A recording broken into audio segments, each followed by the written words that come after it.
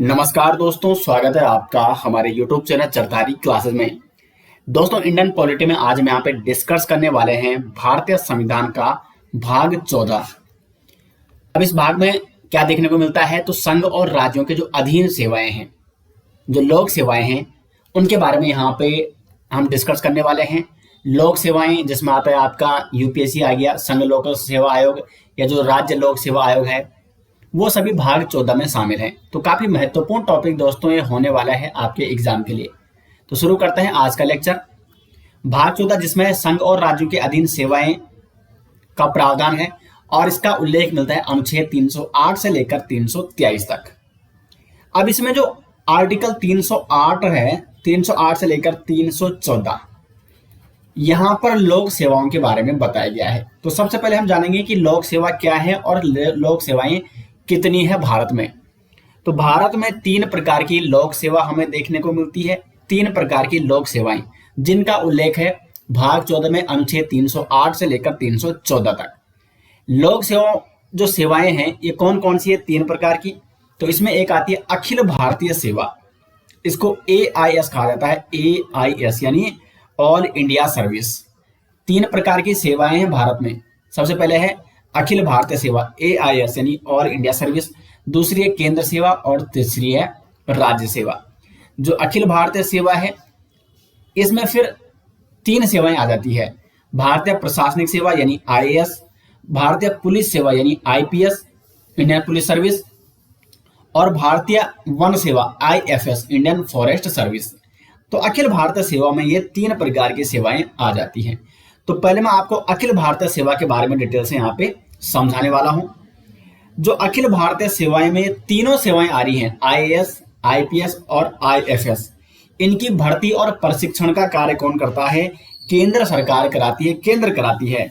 और इन्हें कार्य करने हेतु कहाँ भेजा जाता है? फिर विभिन्न राज्यों में भेजा जाता है। तो केंद्र सरकार के द्वारा इनकी भर्ती कराई जाती है, इन्हें प्रशिक्षण दिया जाता है और फिर केंद्र के द्वारा इन्हें विभिन्न राज्यों में क्या कर दिया जाता है? विभिन्न राज्यों में भेजा जाता है, विभिन्न राज्यों में नियुक्त किया जाता है, विभिन्न राज्यों के कैडर में इन्हें नियुक्त किया जाता है।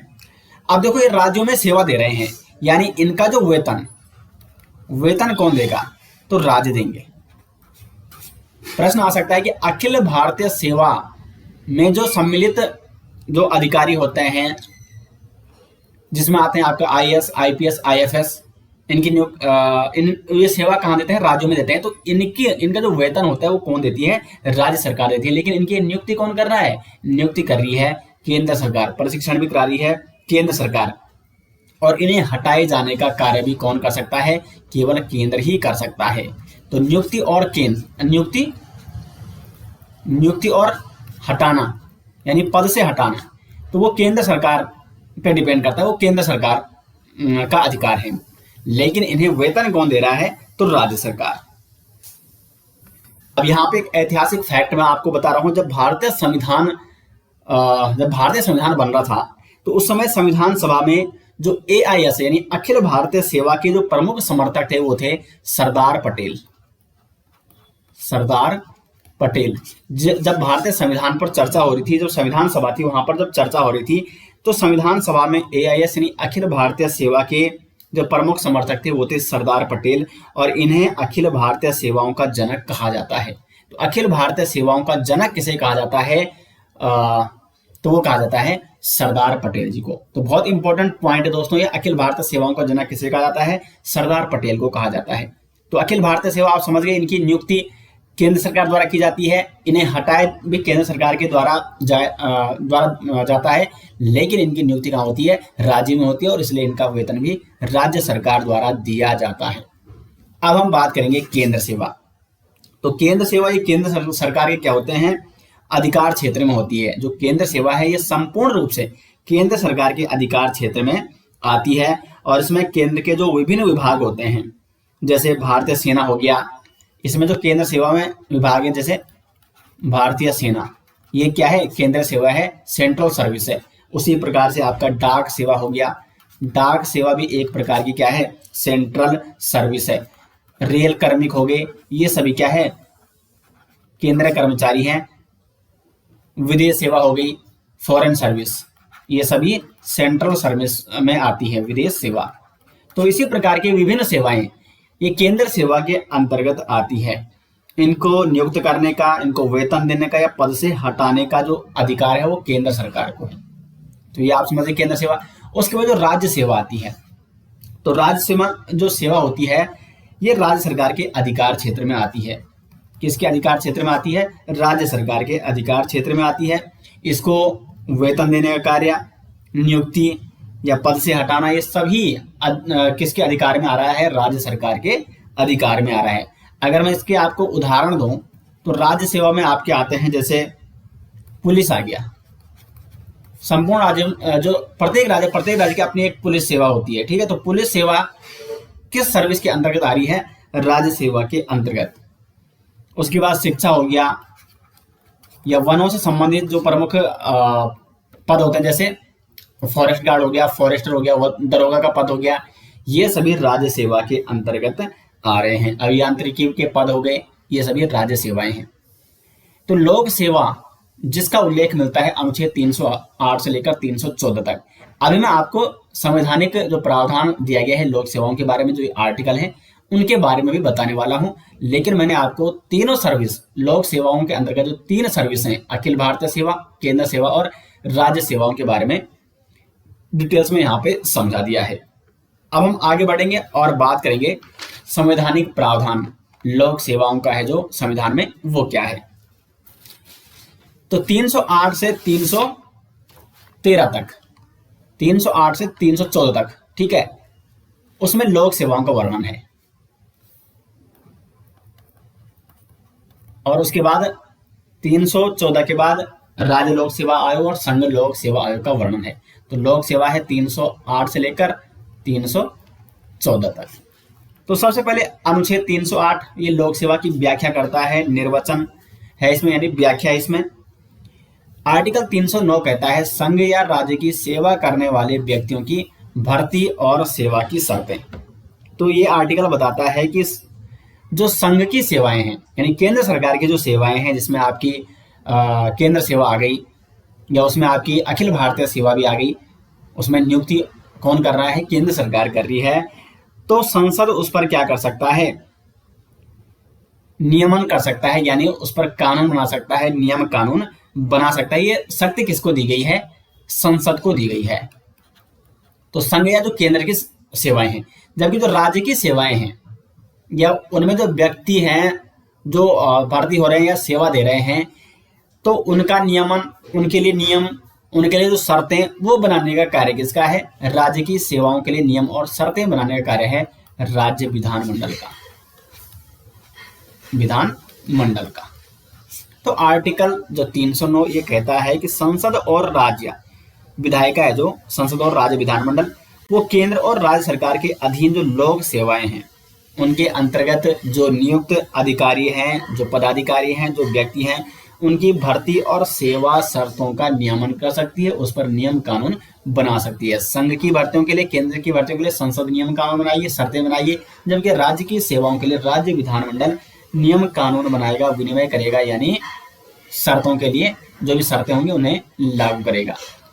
उसके बाद अनुच्छेद 310 है संघ या राज्य की सेवा करने वाले व्यक्तियों की पदावधि, यानी कार्यकाल।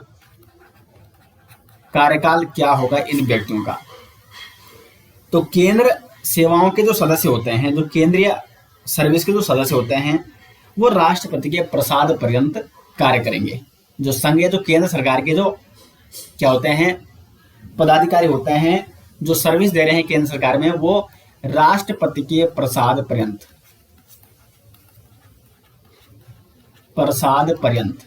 जबकि जो राज्य सरकार में सेवा दे रहे हैं वो राज्यपाल के प्रसाद पर्यंत, ये इनका कार्यकाल इस प्रकार से होता है। जब तक राज्यपाल चाहेगा तब तक वो पद पर बने रहते हैं। अगर राज्यपाल चाहे तो उन्हें हटा भी सकता है। उसके बाद 311 है संघ या राज्य के अधीन सिविल सेवाओं में नियोजित व्यक्तियों का पदच्युत किया जाना या पद से हटाया जाना। ये जो आर्टिकल है ये कह रहा है कि संघ या राज्य के अधीन जो सिविल सेवाओं में जो नियोजित व्यक्ति हैं, जो नियुक्त किए गए व्यक्ति हैं, उनको किस प्रकार से पदच्युत किया जा सकता है, पद से हटाया जा सकता है। उनको किसी भी गलत तरीके से नहीं हटा जाएगा। अगर कोई जेन्युइन कारण है तो संघ सेवा में जो शामिल है उन्हें राष्ट्रपति द्वारा हटाया जाएगा, और राज्य सेवा में जो शामिल है वो राज्यपाल के द्वारा हटाया जाएगा। अब ऐसा नहीं कि राज्यपाल स्वयं जाएगा हटाने, राज्यपाल का जो नियुक्त किया हुआ कोई व्यक्ति है, ठीक है, मतलब जो नाम से किसके हो रहा है वो काम, वो राज्यपाल के नाम से काम हो रहा है। लेकिन वहीं दूसरी ओर कोई भी जो लोक सेवक है उसके अधीनस्थ जो अधिकारी होता है उसके द्वारा उसे नहीं हटाया जा सकता, और साथ साथ हटाए जाने से पहले जिस व्यक्ति को हटाया जा रहा है उस पर जो लगाए गए आरोप है उसकी सूचना उसे दी जानी चाहिए, और सुनवाई के लिए पर्याप्त समय भी उसे दिया जाना चाहिए। ये कहता है अनुच्छेद 311। उसके बाद अनुच्छेद 312 है, इसमें अखिल भारतीय सेवाओं के बारे में बताया गया है। अब यहाँ पे देखो एक प्रश्न बन सकता है एग्जाम में कि अगर संसद चाहे और अगर वो एक नई अखिल भारतीय सेवा का सृजन करना चाहती है तो सर्वप्रथम प्रस्ताव किस सदन में लाया जाएगा। इंपॉर्टेंट प्रश्न है ये, पूछा जा सकता है एग्जाम में कि अगर संसद चाहे, क्योंकि देखो अखिल भारतीय सेवाएं 3 हैं, IAS, IPS और IFS इंडियन फॉरेस्ट सर्विस। अगर सपोज संसद चाहती है कि हम एक इंडियन फॉरेन सर्विस बनाते हैं, उसको हम अखिल भारतीय सेवाओं में शामिल करते हैं, यानी 3 तो अखिल भारतीय सेवाएं हैं और संसद एक चौथी अखिल भारतीय सेवा बनाना चाहती है, तो सर्वप्रथम प्रस्ताव किस सदन में लाया जाएगा। मोस्ट इंपोर्टेंट प्रश्न है, तो ये प्रस्ताव लाया जाएगा राज्यसभा में। देखो यहाँ पे बहुत सारे प्रस्ताव वैसे सर्वप्रथम कहाँ लाए जाते हैं, लोकसभा में लाए जाते हैं, लेकिन अखिल भारतीय सेवाओं का यदि सृजन करना है, एक और नई अखिल भारतीय सेवा इसमें शामिल करनी है, तो प्रस्ताव लाया जाएगा राज्यसभा में। तो ये इंपॉर्टेंट क्वेश्चन है, ठीक है।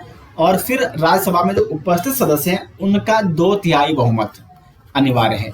2/3 बहुमत से इस प्रस्ताव को पारित भी होना जरूरी है, और जब 2/3 बहुमत से प्रस्ताव पारित हो जाएगा राज्यसभा में, तो फिर एक नई यहाँ पे अखिल भारतीय सेवा का सृजन किया जा सकता है, और संसद इन सेवा की भर्ती और सेवा शर्तों का नियमन भी कर सकता है।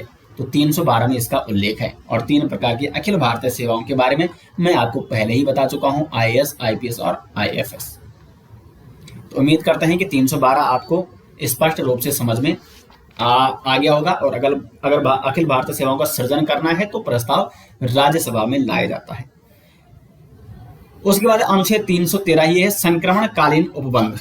संक्रमणकालीन प्रावधान है इसमें, यानी जब तक अन्यथा कोई व्यवस्था न हो, तो 1950 से पूर्व, देखो ऐसा तो है नहीं कि 1950 से पूर्व अखिल भारतीय सेवा नहीं थी। अखिल भारतीय सेवा जब भारतीय संविधान बना, भारतीय संविधान में तो 1950 में से शामिल किया गया, तो इसमें अनुच्छेद 313 में लिखा गया है कि जब तक अन्यथा कोई व्यवस्था नहीं है, या जब तक कोई व्यवस्था नहीं की गई है शुरू, तो 1950 से पूर्व की जो लोक सेवाएं हैं उससे संबंधित कानून बने रहेंगे। 313 क्या कहता है कि 1950 से पूर्व की जो सेवाएं हैं उनसे जो संबंधित कानून तब तक बने रहेंगे जब तक कोई नई व्यवस्था शुरू न की जाए। तो ये कहता है अनुच्छेद 313। उसके बाद अनुच्छेद 314, इसको निरस्त किया जा चुका है, अब 314 नहीं है, इसको 28वां संविधान संशोधन 1972 के द्वारा निरस्त किया जा चुका है। तो लोक सेवाओं संबंधी जो भी प्रमुख आर्टिकल थे वो मैंने आपको यहाँ पे बता दिए हैं। अब बढ़ते हैं आगे, और अब यहाँ पे बात करेंगे लोक सेवा आयोग के बारे में। अब लोक सेवा आयोग और राज्य सेवा आयोग, देखो लोक सेवा आयोग जो केंद्र सरकार के अधिकार क्षेत्र में है, और उसी प्रकार जिस प्रकार से लोक सेवा आयोग है केंद्र सरकार के अधिकार क्षेत्र में, उसी प्रकार से प्रत्येक राज्य का एक अपना क्या होता है, राज्य लोक सेवा आयोग होता है, और जो राज्य सरकार के अधिकार क्षेत्र में होता है। तो राज्यों में राज्य लोक सेवा आयोग होता है, संघ का जो लोक सेवा आयोग है वो संघ सरकार यानी केंद्र सरकार के अधिकार क्षेत्र में है। जो ये लोक सेवा आयोग है दोस्तों, ये एक स्वतंत्र संवैधानिक निकाय है। ये किस प्रकार का निकाय है, संवैधानिक निकाय, क्योंकि संविधान में इसका उल्लेख है। प्रश्न इस प्रकार से बनता है कि क्या लोक सेवा आयोग संवैधानिक निकाय है या असंवैधानिक है। तो जो लोक सेवा आयोग है वो एक संवैधानिक निकाय है या संस्था है, और इसका गठन संवैधानिक प्रावधानों के माध्यम से किया गया है, और इसका उल्लेख हमें मिलता है भाग 14 के अनुच्छेद 315 से लेकर 323 तक। लोक सेवा आयोग के बारे में उल्लेख मिलता है और राज्य सेवा आयोग के बारे में भी इन्हीं आर्टिकल्स में उल्लेख देखने को मिलता है। अब लोक सेवा आयोग की संरचना कैसी है, तो इसमें एक तो अध्यक्ष होता है और अन्य सदस्य होते हैं। अब अन्य सदस्य की संख्या कितनी होगी, तो सदस्य संख्या निर्धारित नहीं की गई है भारतीय संविधान में। तो इसकी सदस्य संख्या कौन निर्धारित करता है, राष्ट्रपति निर्धारित करता है। तो सदस्य जो संख्या होती है उनका निर्धारण कौन करता है, राष्ट्रपति द्वारा निर्धारित होती है। संविधान में ऐसा कोई उल्लेख नहीं है कि लोक सेवा आयोग के कुल कितने सदस्य होने चाहिए। एक अध्यक्ष तो होता ही होता है, अन्य कितने सदस्य होंगे वो राष्ट्रपति निर्धारित करेंगे। फिर इनकी नियुक्ति किसके द्वारा की जाती है, जो लोक सेवा आयोग के सदस्य होते हैं, इनके अध्यक्ष होते हैं या जो अन्य सदस्य होते हैं, इनकी नियुक्ति में राष्ट्रपति के द्वारा ही की जाती है। और जो अध्यक्ष और अन्य सदस्य हैं उनकी सेवा शर्तों का निर्धारण कौन करते हैं, राष्ट्रपति जी करते हैं। एक इसमें इनकी योग्यता यह है कि जो आयोग के आधे सदस्य हैं, कम से कम आधे सदस्य ऐसे होने चाहिए जो केंद्र या राज्य सरकार के अधीन न्यूनतम 10 वर्ष तक कार्य कर चुके हैं, कार्य करने का उनको अनुभव हो गया हो। कार्यकाल की बात करें तो पद ग्रहण करने की तारीख से 6 वर्ष की अवधि या 65 वर्ष की आयु जो भी पहले हो। अब देखो सपोज कोई अभी क्या है, कितने वर्ष का है, 50 वर्ष का है कोई, तो इसका कार्यकाल क्या होगा, 6 वर्ष का होगा। यानी ये 56 वर्ष में क्या आ जाएगा, रिटायर, मतलब इस पद से वो मुक्त हो जाएगा। 6 साल का इसका कार्यकाल है लोक सेवा आयोग के अध्यक्ष का या सदस्य का। अगर ये 50 वर्ष का यानी 56 वर्ष तक इसका कार्यकाल पूरा हो जाएगा। लेकिन अगर कोई व्यक्ति वही 62 वर्ष का है तो 62, और अगर ये 6 वर्ष तक इसका कार्यकाल रहा तो ये तो 68 वर्ष में पहुंच जाएगा। लेकिन नहीं, ये बताया गया है कि या तो 6 वर्ष तक वो अवधि में रहे, 6 वर्ष उसका कार्यकाल हो, या वो 65 वर्ष की आयु उसने पूरी कर ली हो। तो 62 और प्लस अगर 3 करेंगे तो ये पहुंच जाएगा 65 वर्ष पे। यानी इसका कार्यकाल केवल कितना रहेगा, 3 वर्ष, क्योंकि इसने 65 वर्ष की आयु पूरी कर ली है। और 65 वर्ष की आयु इसने पूरी कर ली है, उसके बाद वो व्यक्ति लोक सेवा आयोग का सदस्य नहीं रह सकता है और ना ही इसका अध्यक्ष रह सकता है। तो लोक सेवा आयोग के सदस्य का जो कार्यकाल होता है या अध्यक्ष का जो कार्यकाल होता है वो 6 वर्ष की अवधि या 65 वर्ष की आयु जो भी वो पहले पूरी करता है वो उसका कार्यकाल होता है। त्याग पत्र वो अपना किसको देता है, तो राष्ट्रपति को संबोधित करके वो अपना त्याग पत्र देता है। तो नियुक्ति भी राष्ट्रपति के द्वारा की जाती है। इनकी सेवा शर्तें, इस पर विनिमय, इस पर नियम कानून ये राष्ट्रपति के अधिकार क्षेत्र में है। त्याग पत्र भी ये राष्ट्रपति को संबोधित करके ही देते हैं। अगर इन्हें बर्खास्त या निलंबन करना हो तो किस आधार पर इन्हें लोक सेवा आयोग के सदस्यों को बर्खास्त किया जा सकता है, तो यदि उसे दिवालिया घोषित कर दिया जाए, यदि वह पदावली के दौरान किसी अन्य वैधानिक नियोजन में लगा हो, मानसिक एवं क्षमता के कारण, इस आधार पर भी उसे क्या किया जा सकता है, पद से विमुक्त किया जा सकता है, पद से बर्खास्त किया जा सकता है, या कदाचार के कारण भी उसे पद से बर्खास्त किया जा सकता है। कार्य क्या होते हैं लोक सेवा आयोग की, तो जो अखिल भारतीय सेवाएं होती हैं जिसमें आईएएस हो गया, आईपीएस, आईएफएस, या जो केंद्रीय सेवाएं होती हैं, अखिल भारत सेवाएं, ऑल इंडिया सर्विस, एंड जो सेंट्रल सर्विस होती है, सेंट्रल सर्विस या केंद्र प्रशासित जो क्षेत्रों की लोक सेवाओं में जो नियुक्त पदाधिकारी होते हैं उनको ना के परीक्षाएं कराना, एआईएस हो गया, सेंट्रल जो सर्विस होती हैं उनकी परीक्षाएं करना, उनका आयोजन कराना, ये कार्य होता है लोक सेवा आयोग का, यानी यूपीएससी का। यूपीएससी इसे कहा जाता है, ठीक है। इसको जो अब देखो, जो लोक सेवा आयोग द्वारा जो लोक सेवा आयोग के जो सदस्य हैं उनको वेतन कहां से दिया जाता है, तो भारत की संचित निधि से उन्हें वेतन दिया जाता है। संचित निधि के बारे में मैंने आपको पिछले लेक्चर में बताया था, भाग 13 में, भाग 12 में, ठीक है, भाग 12 में संचित निधि का विवरण क्या है, भाग 12 में। तो अगर आपने पिछला लेक्चर नहीं देखा है तो उसको भी आप जरूर देख लें। तो लोक सेवा आयोग के बारे में डिटेल्स में दोस्तों मैंने आपको यहाँ पे बता दिया है। अब हम बात करेंगे राज्य लोक सेवा आयोग के बारे में। तो राज्य लोक सेवा आयोग की जो संरचना है, इसमें भी एक अध्यक्ष होता है और अन्य सदस्य होते हैं, और इसमें भी कुल सदस्य संख्या कितनी होगी इसका भी निर्धारण संसद में नहीं है।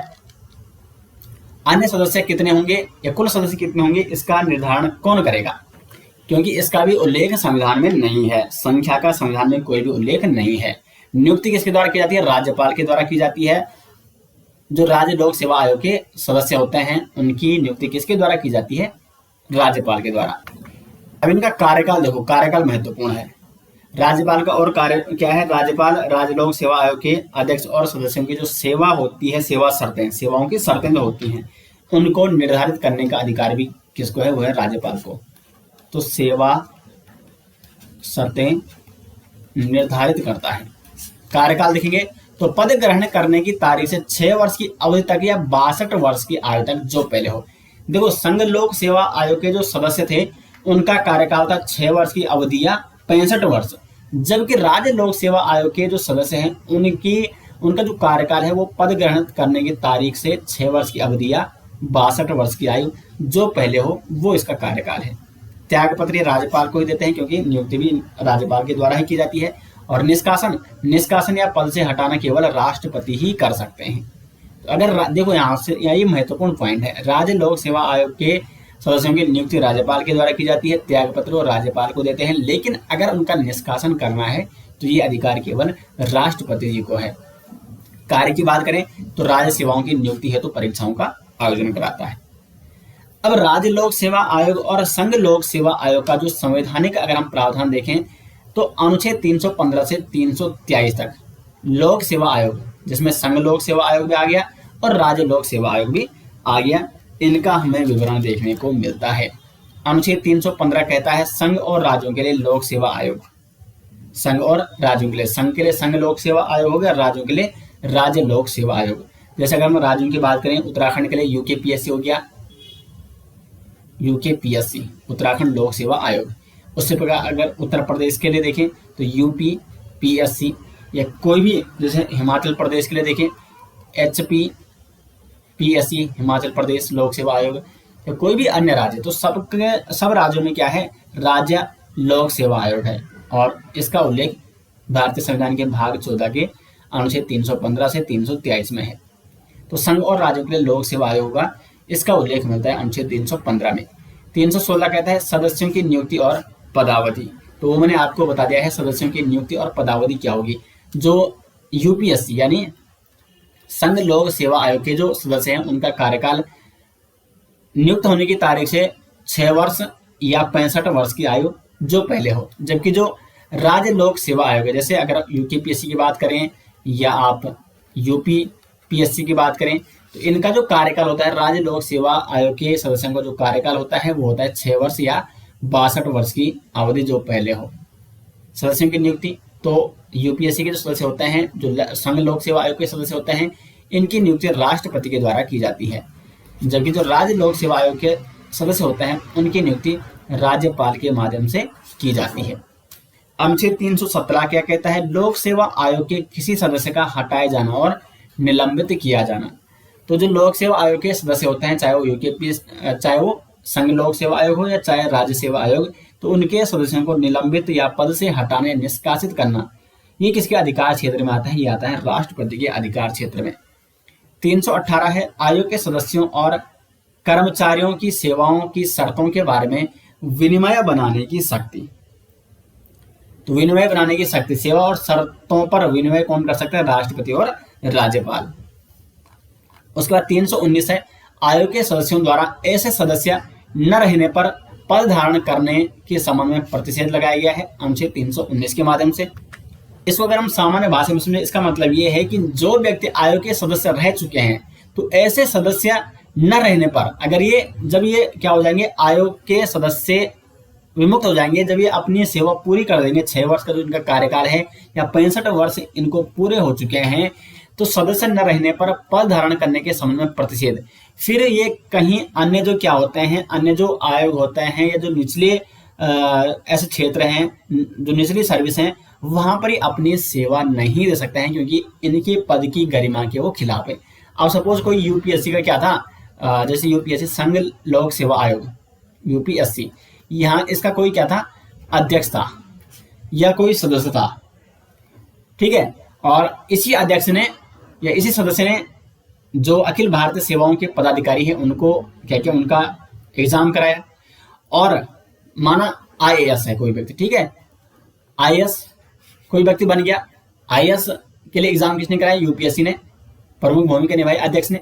और यही अध्यक्ष सपोज इस आईएएस के नीचे काम करने लग गया, जब इसने अध्यक्ष पद से जब ये रिटायर हो चुका है, अध्यक्ष पद का कार्यकाल इसने पूरा कर लिया है, तो ये ऐसा नहीं कर सकता है क्योंकि ये वो अध्यक्ष पद की गरिमा के खिलाफ है।